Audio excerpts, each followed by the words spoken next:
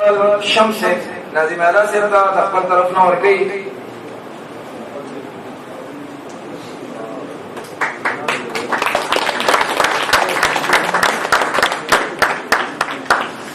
د دې فریم په نظر کې څه داسې خبره پټه ده چې په هغې باندې هر سړی نه پوهېږي. نو زه غواړم چې په دوو ټکو کې شمس صاحب د هغې لږ اظهار وکړي چې دا څه دي.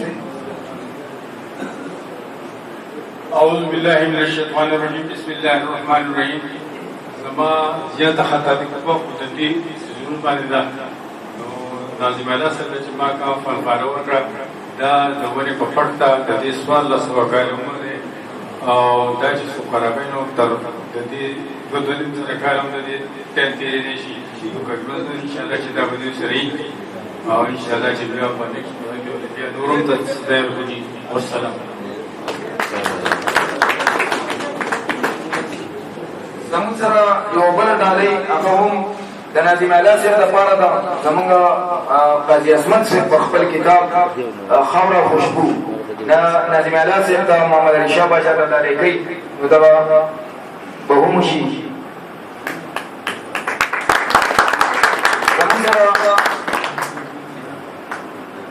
حکیم الله بریالی هم ناظم اعلی صاحب ته خپل کتاب جنګ د ګودر غېږې له وړی دی خپل کتاب ناظم اعلی صاحب ته ډالۍ کوي.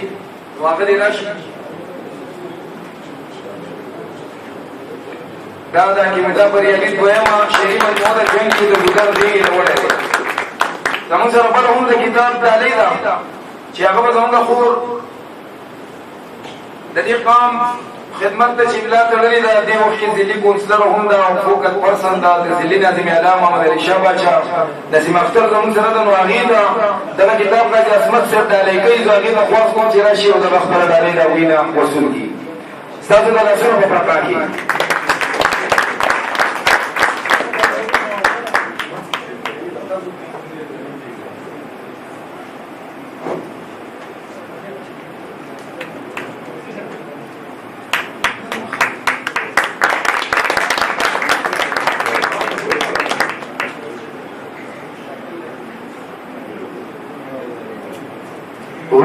بدلون غواړي. د شهریار ظاهر دویمه شعري مجموعه ده هغوی د خپل طرف نه ناظم اعلی صاحب ته ډالۍ کوي.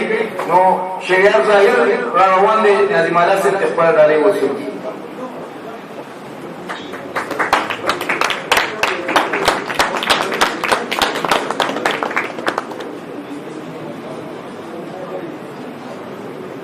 او هم د دې سره زموږ پروګرام به انشاءالله مخ په وړاندې رواني درې څلور ملګري به پکې خپله وینا کوي.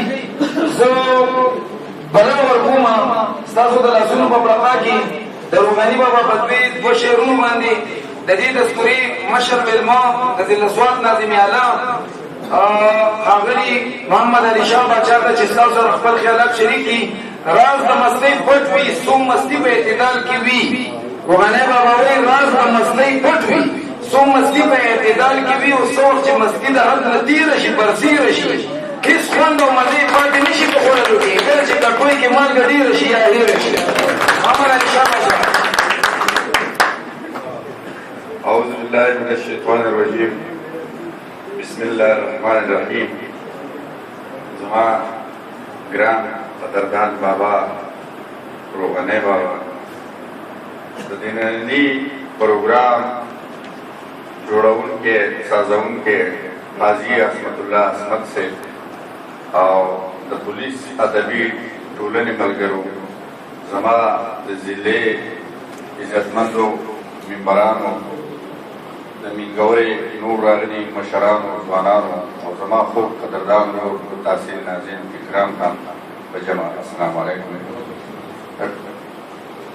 په دې ټیم کې زما خبرې داسې دي لکه د نور مخې ته ډیوه ولول نو د هغې ډیوې به بیا څه حیثیت وي او د هغې به سره نه ځکه چې دلته کوم لیکوال ناست دي کوم پوهه خلک ناست دی چا چې الله پاک هغوله دا د الله له طرفه یوه بهترینه تحفه ده چې هغوی یې ورکړې ده.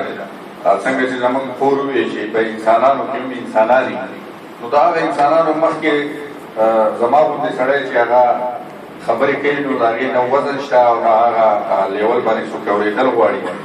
خو زه به مختصرا دا ووایم چې یوه د خوشحالۍ خبره ده چې روغاني بابا ډېر خوش قسمته شاعر دی چې په ژوندوني باندې یاد شو. ځکه زمونږ د فطرت دغه دا وي چې کله مړ شي نو مونږ ته بیا ډېر ګران شي، ډېر قدردان شي. خو دله الله پاک په ژوندوني باندې هم هغه عزت او احترام ورکړو کوم چې زمونږ د تېر شوي د دنیا نه تېر شوي شاعرانو دی. او که د شعرو په انداز باندې وګورئ ما لپاره خو ډېره لویه کمزوري ده. زه خو د روغاني بابا یو د ستنې د ټک چې هغه ستا د ونې په سیکرنۍ هغه یو شعر او یو د چونې ګډ چې دی زما غوندې ساده سړی خو په دې پوهېږي دې نه خو هغه هېڅ نه پوهېږي. زه دا وایم زموږ یو پروفیسر صاحب فاصل و هغه خبره وکړه او ډېره ښایسته خبره یې وکړه چې د روغاني بابا معاشي حالات داسې نه دي چې کوم د ده د حیثیت مطابق پکار وو. خو موږ که ضلع ده د تحصیل ناظم صاحب ناست دی موږ زه به دا ووایم چې موږ د دې وخته پورې تقریبا په دې خپل دې میشن کې فیل لرو. چېرې موږ د روغاني بابا په هغه مد کې څه ونه کړه کوم چې د ده حق و. خو وایي ډېره یې درسته نو اوس هم وخت ډېر نه دی. او دغه شان نسیم اختر خور ناسته او دې ته زه داسې وایم چې که چې زده کړه کوې نو بله خور هم ناسته ده چې هغې څنګه کول دې ته ما په طنز کې هم وویل. خو دې هم الله پاک ډېر لوی صلاحیت ورکړی دی چې دا وړې وړې خبرې چې په نظر کې وړې ښکاري او داسې ډېرې غټې جوړولی شي. نو په هغه وخت کې د روغاني بابا په احترام کې موږ د ضلعې د کلچر د طرف نه هم یو پروګرام ارینج کړی دی. انشاءالله په هغې کې به روغاني بابا ته د دې ضلعې د دې ټول کونسل له طرف نه او د دې ضلعې د نمایندګانو په حیثیت باندې د ده یو احترام کېږي. ورسره زموږ څه کوشش وي چې یاره روغاني بابا ته هغه د سړو ډوډو دا غزلې ډېر لاندې شي او د ګرمو ډوډو دا غزلې ووایي. په هغه وخت کې هم انشاءالله موږ کوشش کوو چې روغاني بابا سره څنګ په څنګ یو. او ما خو ورته دا ویلي دي چې په شعر و شاعرۍ نه پوهېدو باوجود روغاني بابا زما پیر دی او زه ستاسو په مریدانو کې ما په خپلو مریدانو کې شمار کړه. او زما ستا سره د زړه مینه ده. زه ستا سره سیاسي او جعلي مینه نه کوم، د ژبې د سره نه کوم. زما د زړه نه دا یو اواز دی چې د روغاني بابا غوندې خلک په دې خاوره باندې شته او دا د سوات ته سوات خاورې الله پاک ډېر ښه خلک ورکړی دی چې د سوات خاوره پې یاده شوې ده. او د ټول نه بهترین چې نن روغاني بابا ناست دی دا د سوات فخر دی. دا زموږ دپاره یو ډېر لوی اعزاز دی چې دا اعزاز صرف او صرف د الله ذات موږ راکړی دی چې موږ یې قدر وکړو. ستاسو د ټولو یو ځل بیا ډېره مننه. او زما د خور چې په کوم انداز باندې خپل شعرونه پېښ کوو په کومه پوهه او په کوم درناوي سره نو زه د دې غزل ته او د دې نورو لونو د شاعرۍ ته ټولو ته په جمع باندې سلام پېښ کوو. او انشاءالله د ضلعې کونسل د ضلعې د حکومت په لاس کې چې څه وي نو هغه به ستاسو د عزت او د احترام لپاره به هر وخت تیار وي.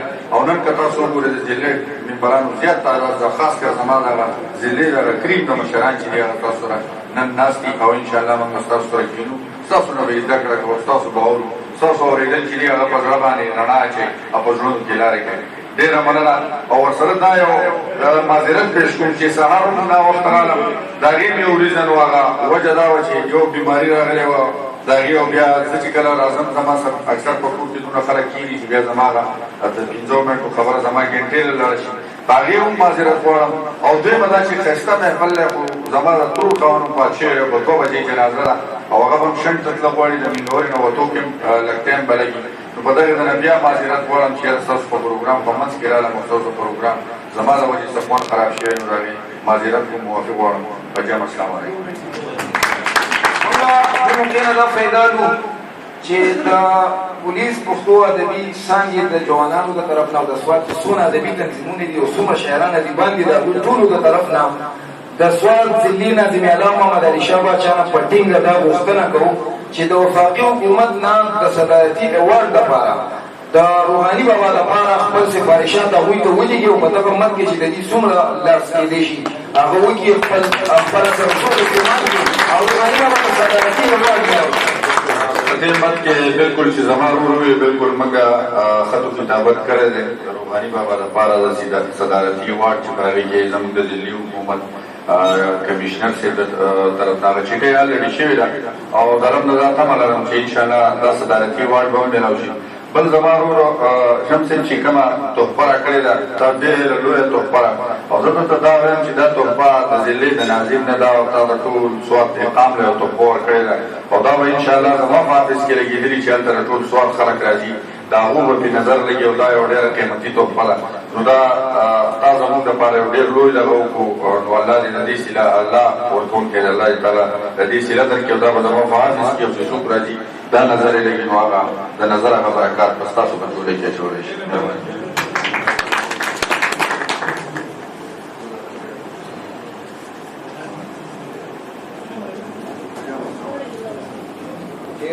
مننه ناظم الله صاحب ټول بل ته لګي او دغه یو نور دی په شریکه زمون چې پچا هلته پچا دلته لګي او خدای دې د وهم د مرض نه ساته دا بیماري د یو نه بل ته لګي شیخ د خدای خبرې نه دي کړې د ایمان پته به دې هلته لګي او د روغاني په ګیره مشر خلکه اکثر چې اور لګي ځنګل ته لګي په دې شیبه باندې زه د وینا لپاره راغواړم د پولیس پښتو ادبي څانګې مشر سکرټر شمس الاقبال شمس چې راشي او خپل لیکلي کلمات ستاسو په وړاندې شریک